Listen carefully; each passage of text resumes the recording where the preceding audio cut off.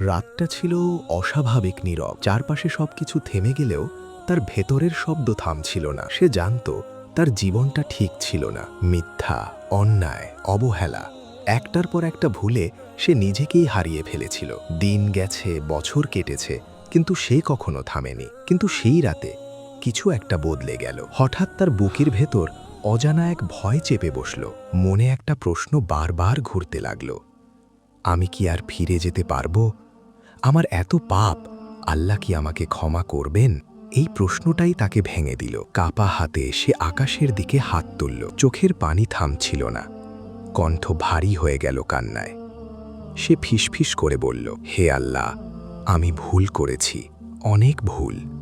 আপনি ছাড়া আমার আর কেউ নেই, আমাকে ফিরিয়ে নিন।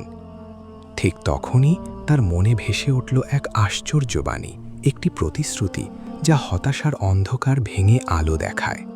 সেখানে বলা হয়েছে, মানুষ যত বড় পাপই করুক না কেন, যদি সে সত্যিকারের অনুতাপ নিয়ে ফিরে আসে, তবে তার জন্য ক্ষমার দরজা বন্ধ হয় না। এমনকি যদি তার গুনাহ আকাশ ছুঁয়ে ফেলে, তবুও ক্ষমা পাওয়া অসম্ভব নয়। আর যদি সে একনিষ্ঠভাবে ফিরে আসে, তাহলে তার জন্য রহমতও সীমাহীন হয়ে যায়। এই কথাগুলো যেন তার বুকের ভেতর নতুন আলো জ্বালিয়ে দিল। সে বুঝতে পারল, সমস্যা তার পাপের পরিমাণ না, সমস্যা ছিল তার ফিরে না আসা। সেদিন রাতেই সে সিদ্ধান্ত নিল, সে বদলাবে।